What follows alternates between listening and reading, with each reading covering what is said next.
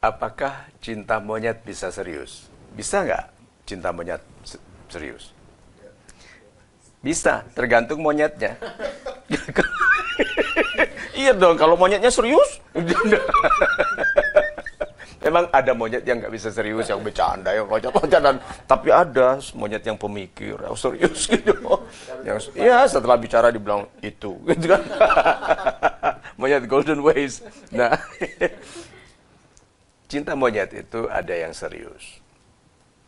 Ada yang istilahnya cinta monyet SMP, gitu. Cintanya masih monyet-monyetan, gitu, masih alay, gitu. Cemburu-cemburunya cemburu alay, gitu. Ngirim suratnya pun itu dari 40 lembar yang ditulis, satu yang dikirim. Dan yang satu dikirim cuman suka permen ini nggak gitu. Ya, nah, nggak pernah putus, ada, nggak pernah putus sampai SMA, sampai kuliah, kemudian sudah kemana-mana, tapi tidak pernah lupa cinta monyetnya ini. Lalu menikah dan bahagia, bisa serius ya. Kenapa? Begini, satu, ada kecocokan mental.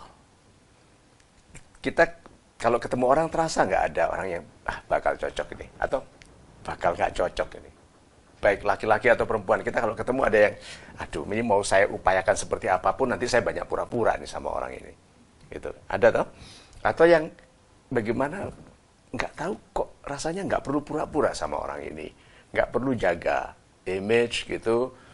Saya bicara sedikit dia mengerti, gitu. Bercandaan kita sama, kita lihat seseorang nggak usah cerita, ketawanya bareng ngelihat kok.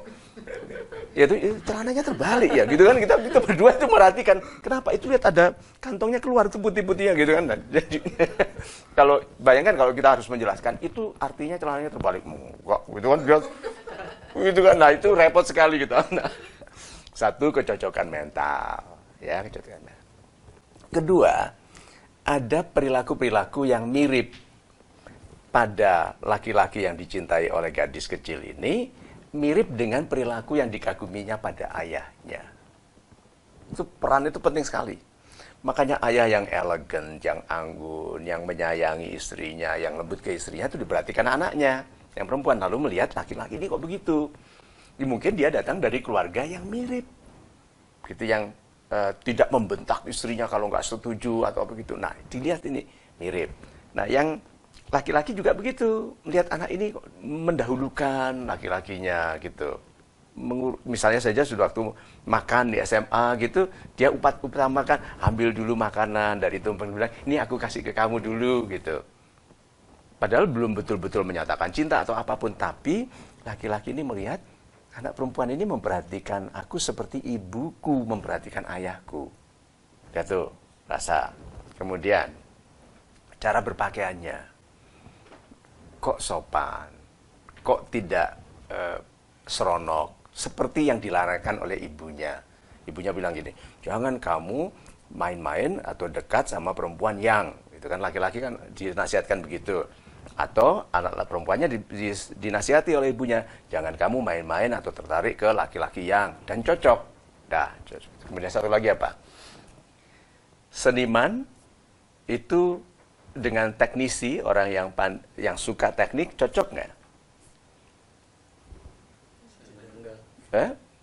Nggak cocok. Beda seni dan teknik. Tapi kalau bersatu bisa indah sekali. Kalau dua-duanya seniman menikah, itu rumahnya bisa dindingnya tikar, ininya dibungkus tikar, gitu kan semua kan. Udah laptopnya tikar, gitu kan. Karena seniman dua-duanya, anaknya itu dibungkus tikar waktu banyak kan. Seniman, gitu. Jadi orang bilang ini seniman dengan teknisi nggak cocok, belum tentu. Karena justru kebersamaan mereka itu indah sekali. Misalnya saja yang laki-lakinya suka buat mainan, mobil-mobilan, terus yang perempuan bilang, aduh seandainya warnanya gitu, kasih kok cocok masukannya. Lihat ya, itu adalah fenomena-fenomena yang sulit dijelaskan, tetapi bagi dua orang yang sedang jatuh cinta hanya merasa seperti comfort, kenyamanan. Contohnya saja, saya dengan teman-teman, tidak mungkin saya izinkan teman-teman duduk di sini bersama saya rekaman kalau tidak ada a level of comfort. satu tingkat kenyamanan. Tuh. Ada loh orang yang kita nyaman sekali. Gitu. Ada teman saya, Mr. Pemalu, pendiam tapi yang ingin wanita yang mendebarkan, cocok sekali dengan Mr. Ana, kata gitu. Yang polos, yang kalau ngerjain orang tidak ada niat menyakiti hati, yang ini sabar sekali, cocok sekali mereka berdua, meskipun lempar-lemparan bola macam-macam. Tuh, itu namanya level of comfort. Suami istri kalau tidak comfortable kepada satu sama lain seperti apa? Bayangkan. Berarti dasar pembuka hubungan cinta yang paling indah itu level of comfort. Rasa nyaman. Dan ini yang banyak orang salah mengerti. Kok tidak ada debaran? A level of comfort itu lebih penting daripada debaran. Kalau mau debaran itu, pernah lihat waterboom nggak? Yang turun begini itu? Bukan saya itu. Coba naik sepeda. Turun dari waterboom coba. Kalau mau debaran seperti itu. Nah, jadi kalau orang bilang berdebar-debar dalam cinta, bukan loh, malah justru level of comfort. Nah, cinta monyet itu karena sudah dikenalnya lama, mulai SMP katakan, bayangkan setelah sampai mahasiswa, very comfortable. Very comfortable. Nggak ada yang tidak dimengerti antara mereka.